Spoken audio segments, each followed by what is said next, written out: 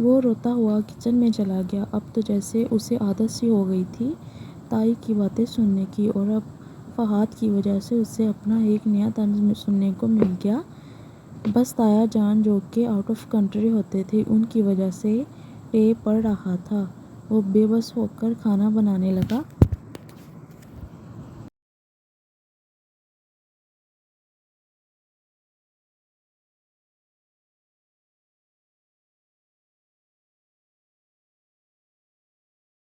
Jungkook जैसे ही uni में enter हुआ तो सब लड़कियां इसको गले मिलकर हाल पूछने लगी।